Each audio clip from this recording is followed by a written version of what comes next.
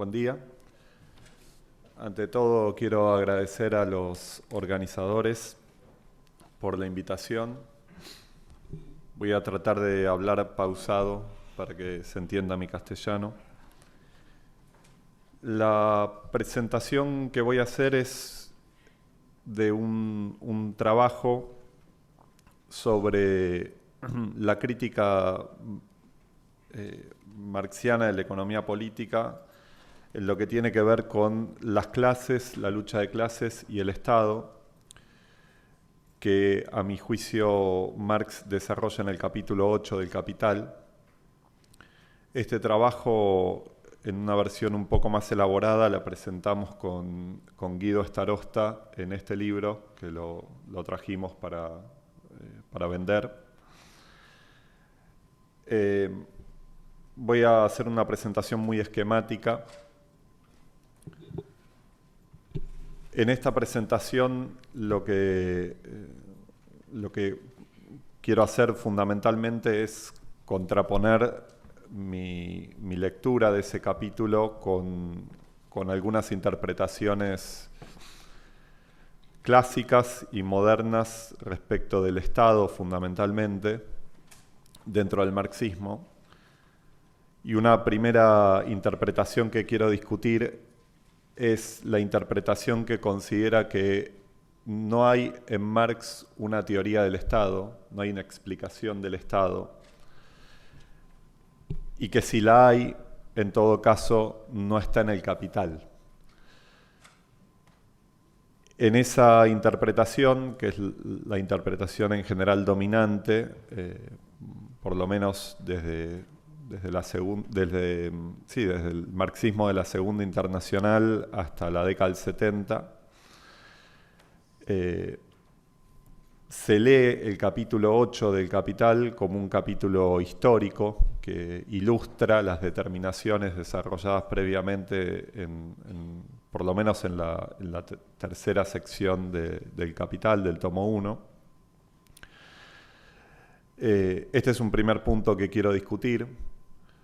El otro punto es las concepciones del Estado que están presentes dentro del marxismo. Hay una que también forma parte de la concepción tradicional, que es la que considera que el Estado es un instrumento de dominación de la clase dominante, que tal vez creo que Ralph Miliband fue el que mejor la trabajó, esta interpretación, y la presentó. Hay otra interpretación también bastante popular dentro de los marxistas, que es la que considera que el Estado es una condensación de relaciones de fuerza y que hay una autonomía relativa que tiene el Estado respecto de la acumulación de capital, respecto de la economía. Y esta interpretación uno la puede ver en las lecturas más althuserianas, que tuvieron mucha influencia, en particular el caso de Nikos Poulantzas, pero también dentro de los gramscianos está presente. Y hay otra interpretación que se desarrolló a partir de un debate alemán, que también es conocido, que es el debate de la derivación del Estado, pero que decantó en algunas recepciones de ese debate, en particular en el mundo anglosajón, en el mundo francés también, en donde el Estado aparece derivado del concepto del capital. Bueno, más adelante voy a hacer unas críticas a esta otra concepción. Entonces paso a lo que muy esquemáticamente, a mi juicio, está presentado en el capítulo 8 del Capital, que trata sobre el límite de la jornada laboral. Y Marx se pregunta por el límite de la jornada laboral porque lo que no está resuelto todavía es cuánto valor de uso está entregando el obrero en en cambio por lo que se le está pagando por su fuerza de trabajo. ¿Por qué? Porque justamente como el valor de uso de la fuerza de trabajo es la producción de valor y de plusvalor en particular, hasta que no termina la jornada laboral, el obrero no entrega el valor de uso de su fuerza de trabajo. Con lo cual, el intercambio que parecía cerrado a la altura del capítulo 4, ahora advertimos, luego de mirar el proceso de producción y de valorización del capital, que ese intercambio no estaba cerrado.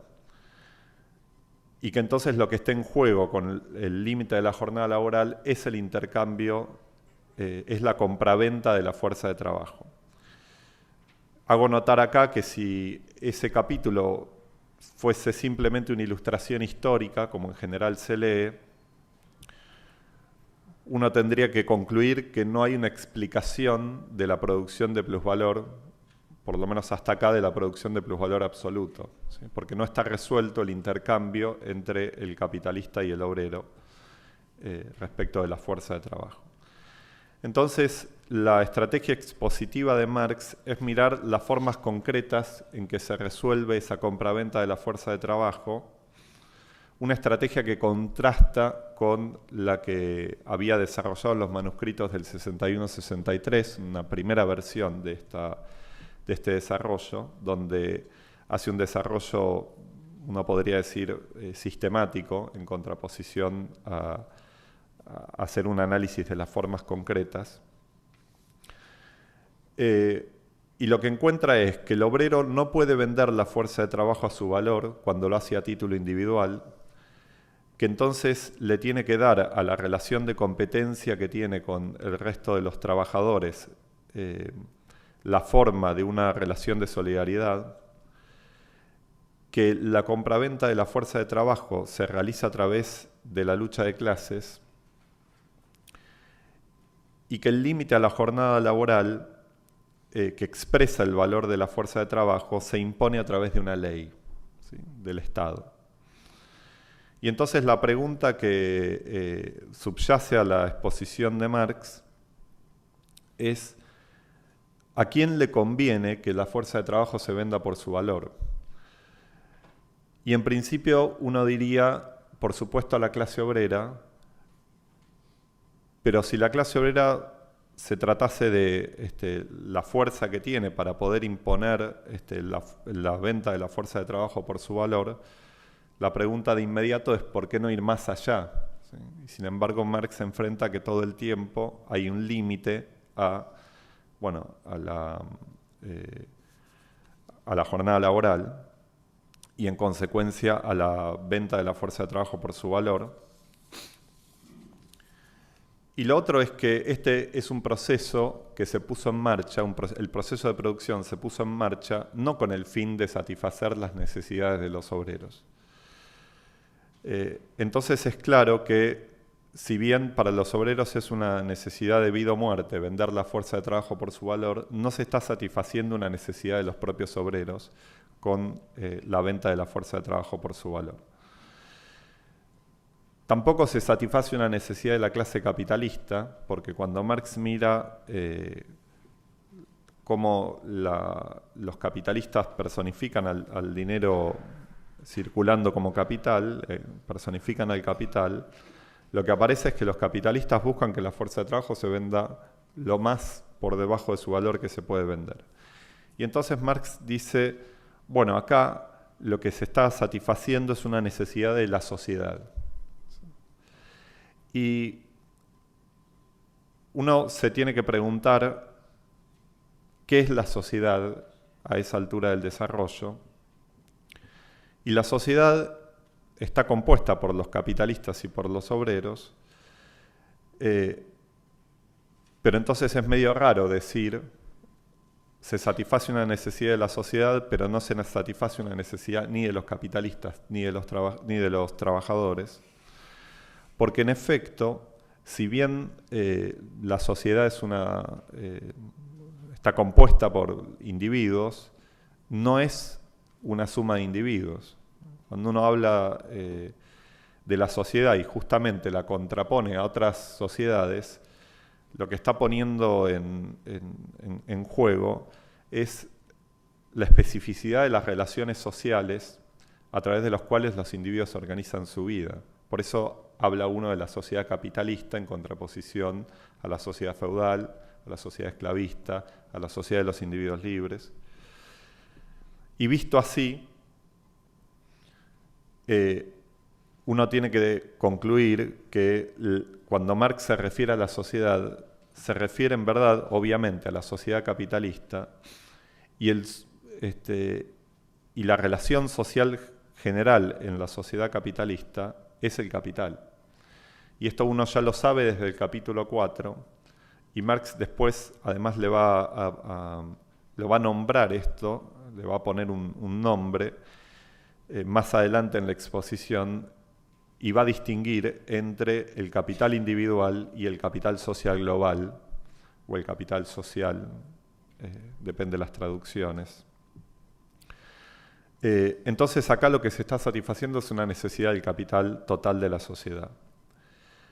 Y la conclusión que se desprende de esto es, primero, que los capitalistas y los obreros se organizan como clase para satisfacer una necesidad que los trasciende,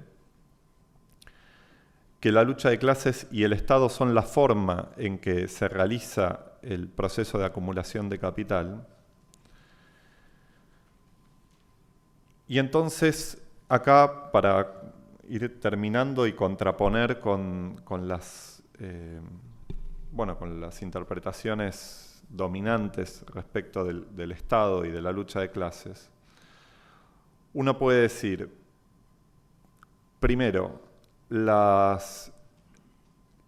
lucha de clases, las distintas clases en disputa, no expresan distintas lógicas de organizarse el proceso de vida social.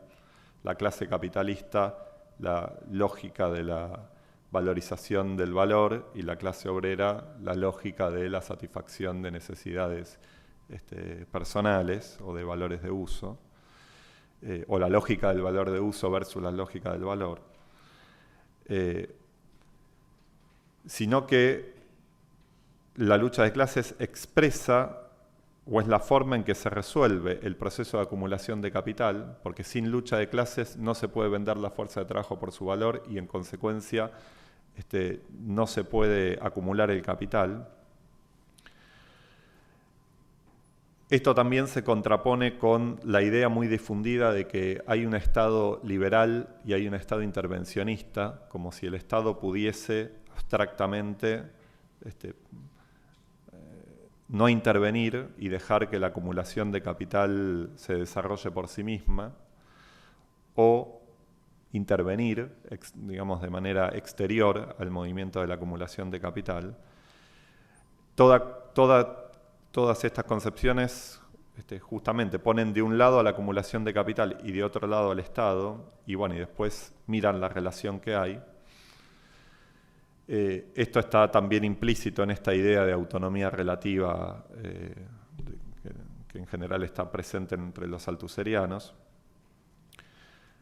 Por supuesto, esto también contrasta con la idea de que el capital es que el Estado es un instrumento de dominación de la clase dominante,